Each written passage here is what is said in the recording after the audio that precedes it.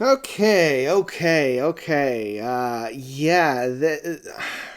I've been really busy trying to fit in all of these album reviews lately because, man, February and March have just been like album after album after album after album, and it's hard to keep up. So, let's just dive into this next one.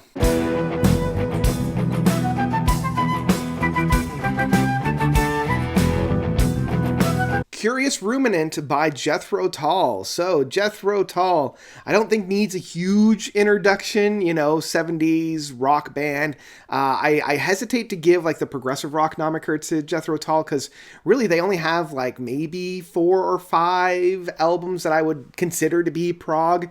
And even, their big prog record is basically just a Monty Python farce satire of progressive rock. So, take it with a little bit of a grain of salt in that case, because 4 or 5 records of their, 24 record discography at this point is massive. These guys are churning out the albums nowadays, kind of like how they were doing in the 70s, where it's practically an album a year. Led by the frontman of Ian Anderson, really the only constant within this band, because this band, has practically a revolving door of musicians. At the moment, we've got, Ian Anderson, David Godlier, John O'Hara, Scott Hammond, and Jack Clark. So as I mentioned, we've got some new records kind of on the Jethro Tull landscape, starting with the Zealot Gene back in 2022, following it up with Rock Flute in 2023, and here we are with Curious Remnant in 2025, early 2025 in that case.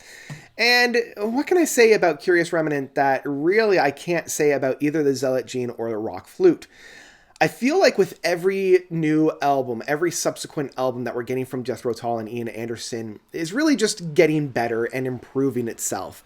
Zealot Gene, for my money's worth, was kind of a write-off. It was a fun experiment. It's like, ooh, new Jethro Tull music, that's fun, but it didn't really do too much for me. Rock Flute at least had a drive, had a push behind it. I liked a little bit more of the nooks and crannies that are found within it. And Curious Ruminant kind of continues that. I feel like we're finding the feet. We're finding the ground of what Ian Anderson and Jethro Tull means in this 2020 landscape. One of the things that I really do appreciate is, even though Ian Anderson is getting up there in age, his voice has changed quite a bit from the classic 70s sound, but I feel like he's embracing and playing to his limitations rather than trying to push against it and trying to really test the boundaries. It's like, no, this is a well-aged whiskey rather than a fresh new draft or beer or whatever. I'm trying to think of a good metaphor here. His vocal works are a little bit more husky, they're a little bit more aged, they're a lot more lived in, they're a lot more experienced, and I think with Ian's storytelling and his, lyricism, it plays a little bit more well within it. It feels more like a wise old aged sage in that case, rather than a young poet. Now, that all being said, I don't want to, paint with too much of a broad brush. I feel as if Ian is kind of continuing what he started back in the 2012 and 2014 with his 1-2 punch of Thick as a Brick 2 and Homo Eroticus. In fact, I would say Homo Eroticus, in my mind, is his best work since that legacy era of the 70s and 80s. I still go back to Homo Eroticus because of the drive. I think that's the best realized project of this new sound that he's really capturing upon. That all being said, this is probably a second. I don't want to say a close second, but it's kind of a second. I think we're getting back to what made those records really, really special. And what made that special is Ian Anderson's lyricism, his poetry, as well as his flute work. He's a brilliant flautist, and the flute is found throughout this runtime of the album. How well everybody's able to kind of play around with one another. Even though the really star performer is Ian with his vocals, his lyrics, and his flute, everybody else isn't lost within the shuffle. The drummings really stand out. The guitar work with the new boy is here. We got a little bit more of a new blood that gives a really interesting new dynamic found on here. I can't say that, one or two tracks kind of bring themselves higher up in the fold. They're fine and they're good and they're enjoyable. Again, we got about 15 minutes worth of music, and for the style of music that's found on here, that's pretty much what I'm hoping for. If I'm being perfectly honest, I could probably cut one or two of the tracks on here to make it about a 45-minute from start to finish runtime. But again, which one would I want to cut? A lot of these have that rock that I really enjoy from Jethro Tull. That's all I kind of got for this record. It's a pleasant record. It's a here and gone kind of a piece. If you enjoyed your time with the Zealot Gene or Rock Flute, I think you're going to really like that. I think you're going to really like this record. If you were a little cold on the Zealot Gene and you enjoyed more of Rock Flute, I think you're really going to like this one because once again, I feel like it improves upon the music even further.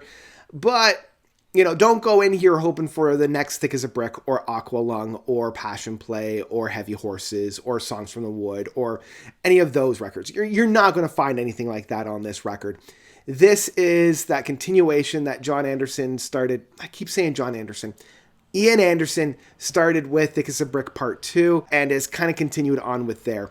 Honestly, if you enjoyed Homo Eroticus, I would give this one a spin immediately because this is the closest that we've gotten to that album. So yeah, I think the only other thing that I would say more in criticisms of this record, the big epic, the 16-minute track of Drink from the Same Well, I think once again, we're kind of being done dirty. We're getting a bait and switch because when I saw that there was a 16-minute track, I'm like, all right, we're getting a Thick as a Brick. We're getting a Too Old to Die, Too Young to Rock and Roll. We're getting that longer stretch of music, the kind of the mini epic here, but really it's about 4 tracks that just haven't been divided.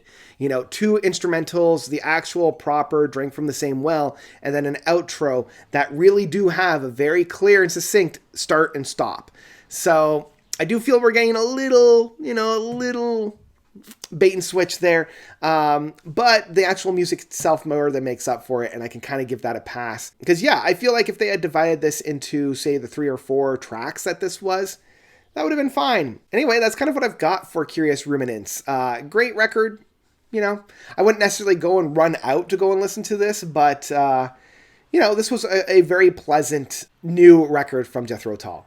So, my final rating for this record will be Curious Remnant from Jethro Tull is an album that I would ultimately download. I think with each new record that we're getting with Jethro Tull getting stronger and stronger and stronger, I'm pretty excited for whatever comes next. With the first 2 records of the Zealot Gene and Rock Flute, I was just kind of like curious.